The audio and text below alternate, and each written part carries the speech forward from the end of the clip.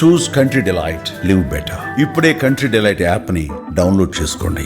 నమస్తే, welcome to Suman TV. నేను పద్మిని. ప్రస్తుతంతో పాటు ప్రముఖ ఆధ్యాత్మికవేత్త Shri Matangi Rajashyamala charitable trust and founder Brahmashri Nishant Sharma Avadhani గారు, మహాబగల్ అఘోరా తాంత్రి.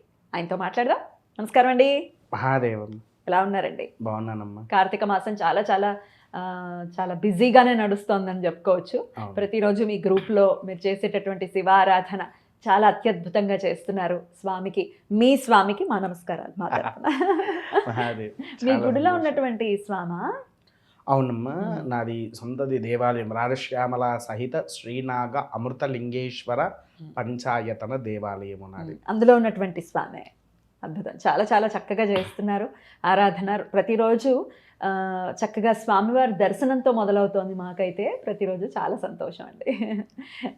అంతా ఈశ్వరి. అంతే, ఖచ్చితంగా. అయితే మీ గుడి విశేషాల గురించి నెక్స్ట్ వీడియోలో మనం వివరంగా ఒకసారి మాట్లాడుకుందాము.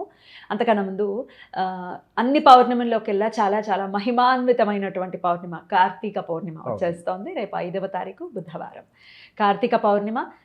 మరి ఎలా ఏం చేసుకోవచ్చు అందరికీ తెలిసిందే. వారి వారి ఆచారాలని రీత్యా చక్కగా చేసుకుంటూ ఉంటారు. ఈ 365 ఒత్తులు వెలిగించుకోవటం కానీ, ఉపవాసాలు ఉండటం కానీ, సాయం సంధ్య వేళ స్వామివారి ఆరాధన చేయటం, ఇవన్నీ అందరికీ తెలిసిందే. కానీ ఇంకా స్వామివారి కృపకి పాత్రలు అవ్వటం కోసం ఏమేమి విధి విధానాల్ని ఆ రోజు ఖచ్చితంగా పాటించవచ్చు, ఇవన్నీ ఒక్కసారి మీ ద్వారానండి. చాలా సంతోషంగా అమ్మా. వాస్తవానికి ఏంటి అని అంటే, చాలామంది మన పూర్వం నుంచి మన పెద్దవాళ్ళు ఏం చెప్తున్నారంటే, కార్తీక పౌర్ణమి వచ్చిందా, శివాలయానికి వెళ్ళావా, శివుడికి చెంబెడు నీళ్లు పోసావా, మరలా అక్కడ ఒక 365 వత్తులు వెలిగిస్తే సంవత్సరం పాటు దీపం వెలిగించినా వెలిగించకపోయినా నడుస్తుంది అనే ఉద్దేశంలో అలా 365 వత్తులు వెలిగించేటువంటి వారు. కానీ అసలు శాస్త్రం అయితే అది కాదు తల్లి. ధర్మ ప్రకారంగా అంటే ఈ వెలిగించినా వెలిగించకపోయినా అనేది అయితే అది నిజమే. అసలైతే చెయ్యవలసిన విధానం ఎలా ఉంటుంది అంటే, ప్రాతకాలమున సూర్యుడు ఉదయించక ముందుకే బ్రాహ్మీ కాలం యందున లేచి ఉసిరికాయలు దొరుకుతాయి కదా, ఉసిరికాయలోను తెల్ల నువ్వులు, కాస్త కొబ్బరి నూనె కానివ్వండి, లేకపోతే నువ్వుల నూనె కానీ వేసి దాన్ని బాగా దంచి చూర్ణం చెయ్యాలి. చూర్ణం చేసి మనం చేసేటువంటి స్నానం ఏదైతే ఉంటుందో వెచ్చటి నీళ్ళతో లేదా చన్నీళ్ళు చేస్తున్నా అది తీసి దాంట్లో వేసుకొని కలిపేసి స్నానం ఆచరించాలి. ఇప్పుడు ఉసిరికాయ దేనికి సంబంధించిన విటమిన్ తల్లి? సి విటమిన్లో ఉంటుంది. శీతల కాలంలో సి విటమిన్ అనేది మనకు అవసరమైనటువంటి, ఈవెన్ చర్మానికి కూడా.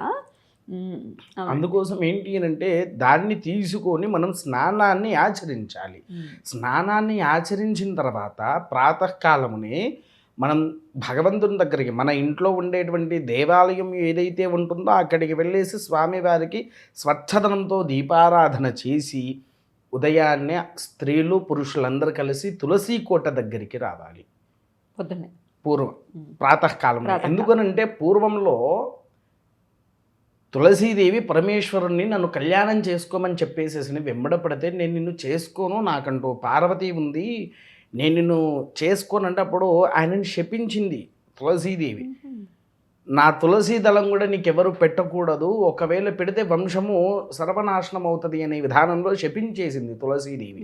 అందుకోసమే పరమేశ్వరుడికి మనం తులసీదళ అర్పణం అనేది చేయకూడదు అనేటువంటిది మనకు శివపురాణంలో ఎన్నిట్లలో వెల్లడించి మరీ ఉంటుంది. అయితే కాకపోతే అక్కడ ఏంటి అంటే ఈ యొక్క విషయంలో, ఎందుకంటే తను కూడా ఒక స్త్రీమూర్తి కాబట్టి పరమేశ్వరుడికి నిత్యంగా ఆమె కూడా పూజ చేస్తుంది అప్పట్లో. అయితే ఈ కార్తీక మాసం వచ్చినప్పుడల్లా ఆమె కూడా ఆయనకు దీపారాధన చేస్తూ ఉంటుంది. ఈ దీపారాధన శక్తి వల్ల మనం తులసీదేవిని ఎప్పుడైతే తీసుకుపోయి పరమేశ్వరుడి మీద పెట్టామో ఆ దోషం అనేది మన ఇంటికి వస్తుంది. కాబట్టి ఆ దోషాన్ని మా ఇంటి వైపు రాకుండా ఉంచు తల్లి అనే ఉద్దేశంతో అక్కడికి వెళ్ళేసి తులసీ కోట దగ్గర దీపారాధన చెయ్యాడు. 365 వత్తులు మొదలు వెలిగించాల్సిందే తులసీ కోట దగ్గర మన ఇంట్లో. తులసీ కోట దగ్గర అది వెలిగిన తర్వాత దేవాలయానికి వెళ్ళి స్వామివారికి పంచామృతాభిషేకాలు అనేటువంటిది ఆచరించాలి. ఆచరించిన తర్వాత మళ్ళీ సాయంకాలం వరకు ఓం అనే పదాన్ని రాకుండా నమశివాయ అనే నామముతో స్వామివారిని ఉచ్చరిస్తూ ఉండాలి. ప్రదోషాకాలం వచ్చిన తర్వాత దేవాలయానికి వెళ్ళి, ఈ కార్తీక మాసంలో ఉండే ప్రత్యేకత ఏంటయ్యా అంటే ఆకాశ దీపం. ఈ ఆకాశ దీపాన్ని వెలిగించే సమయంలో దేవాలయం దగ్గర ఉండి ఆకాశ దీప దర్శనాన్ని చేసుకొని దేవాలయంలో పెడితే కనుక మళ్ళీ స్వామివారికి మరలా అభిషేకాన్ని గావించి బయటికి వచ్చి 365 వత్తులు, దానితో పాటు ఒక ముఖ్యమైనటువంటి ఒక ఆకు ఉంటుంది తల్లి, దాని పేరు పాండవ పత్రి. కీర్తనలో మనం చెప్పాను ఈ విషయము. ఈ పాండవ పత్రి పెట్టి 365తో పాటు ఈ యొక్క ఆకు ఉంటేనే కార్తీక దీప వెలిగించినటువంటి 365 వత్తులు ఏదైతే ఉంటుందో అది వెలిగించినటువంటి పుణ్య ఫలితాన్ని మనం పొందుతూ ఉంటాము. అయితే ఇది అయిపోయిన తర్వాత ముఖ్యంగా కార్తీక మాసంలో దీపాదానం అనేది శ్రేష్టమైంది. ఉసిరి దీపము, పిండి దీపాలు దానం చేస్తూ ఉంటారు. కాకపోతే ఈరోజు ఇచ్చే దీపము ఎంతో ప్రాముఖ్యత. బంగారు తీగలతో తయారు చేసినటువంటి వత్తులు, వెండి దీపాలు, దాంట్లో ఉసిరిని పెట్టేసి ఆ వత్తులకు ఈ బంగారు దీప వత్తులు ఏవైతే ఉన్నాయో దాన్ని జోడించి 5 దీపాలుగా పెట్టాలి. 5 దీపాలు చేసి ఒక కొత్తది పళ్ళెం కానివ్వండి, ఇత్తడి పాత్ర అయితే శ్రేష్టమైంది. ఇత్తడి పాత్రలో బియ్యాన్ని పోసేసి బియ్యాన్ని శ్రద్ధగా పెట్టేసి స్వయం పాకాధికాలు, బియ్యం, పప్పు, ఉప్పు, కూరగాయలు ఉంటాయి కదా తల్లి, అవన్నిటిని కూడా చుట్టూరుగా పెట్టేసేసి ముఖ్యంగా అసలైంది మనకేంటి కార్తీక మాసంలో హరిహరులను పూజించేటువంటి గొప్ప మాసము. ఈ మాసం మనకు ఇంకా ఏ మాసంలో వీళ్ళిద్దరిని ఎక్కువగా ఆచరించేది కాదు. ఇది ఎప్పుడు కార్తీక పౌర్ణమి రోజున స్వామివారికి అభిషేకాన్ని ఆచరించిన ఈ దానం ఏదైతే ఉంటుందో దాంట్లో సాలగ్రామ దానం ముఖ్యమైనది. ఈ సువర్ణవత్తులు, వెండి దీపాలు లేదండి, అంత స్తోమత మాకు లేదు. సువర్ణం ఎలా ఉందో చూసారు కదా. అవును, అంటే భక్తులు ఒకవేళ లేకపోయినా వెండి తీగ తీసి దాని మీద బంగారు పూత వేయమంటే వాళ్ళు వేస్తారు. సంతోషంగా చేయవచ్చు. ఒక్క ప్రమిద ఇస్తే సరిపోతుందండి? 2 జతగా ఇవ్వాలి. 5టికి 2 ఉన్నా సరిపోతుంది. ఇవన్నీ పెట్టేసి సాలగ్రామాన్ని కూడా పెట్టేసి స్వయం పాకాధికాలతో బ్రాహ్మణుడికి నువ్వు ఎప్పుడైతే పౌర్ణమి రోజున మనం దానం చేస్తామో దానివల్ల స్వామివారి యొక్క అనుగ్రహ శ్రేష్ఠి. అసలు ఈ దీపం కూడా ఏంటి అని అంటే కృతంలో చెప్పినట్టున్నాను మీకు. జ్యోతి అంటే ఎవరు తల్లి? పరమేశ్వరుడి యొక్క కుమార్తె. మామూలుగా వాస్తవానికి మీకు తెలిసినంత వరకు శివుడికి ఎంతమంది భార్యలు తల్లి? ఒక్కరేనా? ఎంతమంది కుమారులు? కుమారులు అంటే 2 కుమార్తెలు. మానసాదేవిని కూడా కుమార్తె అని అంటూ కుమార్తెని అసలు ఇవన్నీ పక్కన పెట్టేస్తే ఆయన జగదప్పితరో వందే పార్వతీ పరమేశ్వరం. ఆయనకి పిల్లలు ఎంతమంది అంటే వాస్తవానికి ఏంటంటే 4 భార్యలమ్మా. 4 భార్యలా? మొదలు సతీదేవి, మొదలు సతీదేవి తన యొక్క రీతిలోనే పుట్టినటువంటి దేవి పార్వతీదేవి. వివాహం చేసుకున్నాడు, గంగను వివాహం చేసుకోవాలనేది లేదు. ఎందుకంటే భైరీగా గంగాదేవి యొక్క కళ్యాణము ఎంతో మనం చేశాము, కాకపోతే కొద్దిగా పాటిస్తారు, కొంతమంది పాటించారు. కేవలం పట్టి మాత్రమే ఉంచాడు అని అంటుంటారు. వివాహం అయితే అయింది. మరి ఇంకొకరు 4వది సాక్షాత్కారుడైనటువంటి శ్రీమన్నారాయణుడు మోహిని దేవి రూపంలో. అవును, వివాహం అయింది వారికి. వివాహం మనం ప్రవరాచు కొట్టినా గూగుల్లో వచ్చేస్తుంది. దానికి పూర్వంలో కూడా మంత్రాధికాలు కూడా ఉన్నాయి. కాకపోతే ఏంటంటే చాలా అత్యంత తక్కువగా ఉండేటువంటి కళ్యాణంగా చేస్తూ ఉంటారు. అయితే శివుడికి సనత్ కుమారుడుగా పూర్వంలో ఉండేటువంటి వాడు సుబ్రహ్మణ్యం అంటే ఒక ఋషి. ఆయన దగ్గరికి వెళ్ళి పార్వతీదేవి ఎన్నోసార్లు వేడుకుంది, నువ్వు నా గర్భంలో జన్మ. ఎందుకనంటే ఆడే చతుర్వేద పండితుడు, సకల శాస్త్ర ప్రావీణ్యుడైనటువంటి వాడు సుబ్రహ్మణ్యేశ్వరుడు. ఎన్నిసార్లు వెళ్ళి పార్వతీదేవి మొక్కుతూ ఉన్నా నేను నీ గర్భంలో జన్మించని నిష్కలంగా చెప్పేటువంటి వాడు. తర్వాత పరమేశ్వరుడు నా భార్య అడిగింది నాయన రారా అంటే పరమేశ్వరుడి కోసము తన గర్భంలోకి వచ్చినటువంటి వాడు సుబ్రహ్మణ్యేశ్వరుడు. సుబ్రహ్మణ్యేశ్వర స్వామి కంటే ముందు హరితంతో అంటే పసుపుతో తయారు చేసినటువంటి వాడు గణపతి. అటు మోహినీదేవి గర్భంలో జన్మించిన వాడు అయ్యప్ప. 3 కుమార్తెలు 3. ప్రథమంగా వనదేవతగా సృష్టించబడినటువంటి దేవత అశోక సుందరి. రెండవది మానసాదేవి, శివుడి యొక్క మనసు ద్వారా ఉద్భవించినటువంటిది.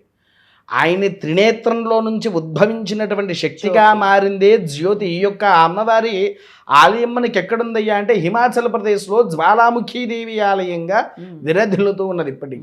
జ్వాలాముఖి అమ్మవారే జ్యోతిదేవి. ఓకే, విన్నారా? అయితే ప్రథమ పూజితంగా ఇటు జ్యోతిగా, ప్రథమ రక్షకిగా జ్యోతిగా ఉండేటువంటిది, ప్రధాన పూజుడైనటువంటి వాడు గణపతి. రైట్.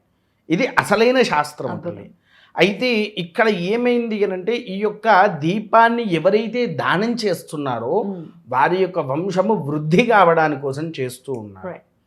ఆ వంశవృద్ధి ఎప్పుడు గావిస్తుంది అని అంటే ఈ కార్తీక మాసంలో దీపదానం వెనకాల ఉండే ఎన్నో గొప్ప రహస్యాలు ఉన్నాయి. అందులో పౌర్ణమి రోజున ఇచ్చేటువంటిది సాలగ్రామము అంటే విష్ణుమూర్తి, స్వయంపాకాధికమంటూ అన్నపూర్ణాదేవి, ఇటు జ్యోతిదేవి, తర్వాత యజ్ఞోపవీతం బ్రాహ్మణుడు వేసుకునేటువంటి గాయత్రీదేవి.